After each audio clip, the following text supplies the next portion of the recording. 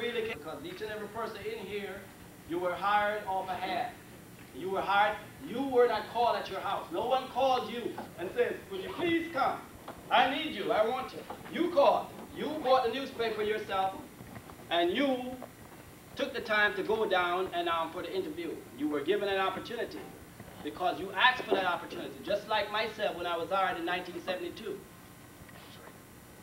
Then I saw the hat in the New York Daily News the same way, and I took the number 7 train from Flushing, and I went down to Times Square and I was interviewed. I have a picture in my office of the lady that interviewed me, the first person I met in the business. I have a picture of her and her husband. Today, they run a large operation. They have over 50 people working under them. Though they're not selling the same product, but they're in the same business, sales business, and doing quite well. I have a picture of her on the wall there. I'm very proud of it. I admire her a lot, as I admired Miss Lewis right there. You know. I remember that first day. You can remember your first day, but she didn't call me at my house. I called her. She didn't buy that newspaper, purchase that newspaper. I purchased that newspaper. And so I went down for the interview, and I was accepted, and I accepted the position, and I came on the job, the same as you. And so the reason why I use the word ask you to take care of your business, each and every one of you that sits out there. To handle your business, to do the things that's right, that's necessary if you want to take the next step. When you think about where you came from and what you were doing, regardless of whatever it is, it's not my place to say. As time goes by, I welcome anyone in here to come and sit and talk with me one-on-one. I welcome you. You should. You should want to. You should want to. Not to listen to your sales talk. I've got people to listen to your sales talk, to teach you your sales talk. But there are a lot of things here that I have had the office do here for the sales group right here. A lot of you that doesn't have driver's license, we have people that we can have take you. A lot of you don't have your Social Security card. A lot of you don't have your birth certificate. You should not have been hired without proper ID. But nevertheless, you're here now, so we're not going to fire you for that. But you should want to have those proper papers. Proper papers. Maybe you have no intention of making this a career. You're going to work here for a month. You're going to work here for a year. You're going to work here. You're going to work here and make the money. And you're going to save the money and go on to greater heights and whatever you do it. That is your right. That is your right. And I have nothing against that whatsoever. I advise that. I welcome that.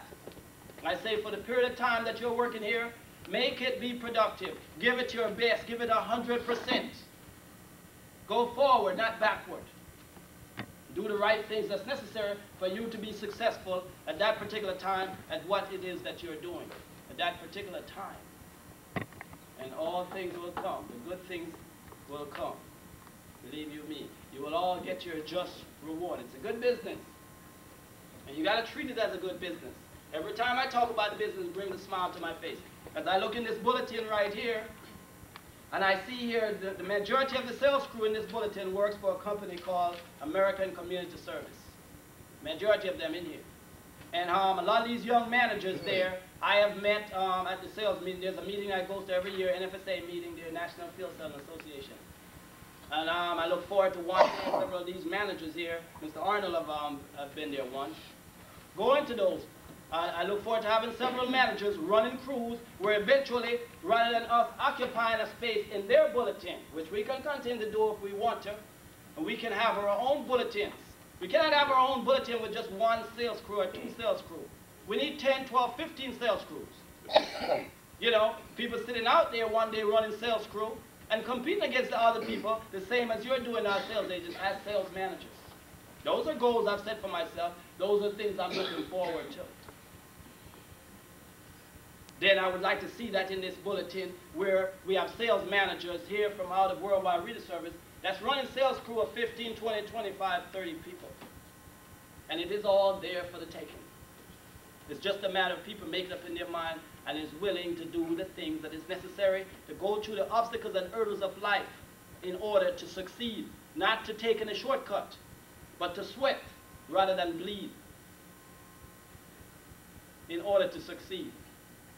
Lots and lots and lots of opportunities in this business. Lots and lots. The people outside don't know anything about our business. They know absolutely nothing. And I always say this, you know, I know my mother, you know, and when I first came into business, my mother was very negative against the business, very negative against it. I had won a scholarship at Kingston College in Jamaica, and so I came over here to this country to go to university. But I came into business because I had about 6 months before I started school.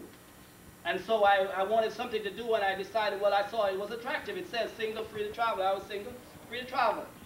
And so I answered the ad, and I came in. I liked the concept. You know, I said, well, I'll see the country. Because I said when I go back to Jamaica, I'd go back to KC there, and I would talk to the headmaster, because we took geography with him. And he talked about all these places in America here, all the rivers, the great rivers here, the 5 Great Lakes here, and all the different cities, St. Louis and Philadelphia, and all those places there.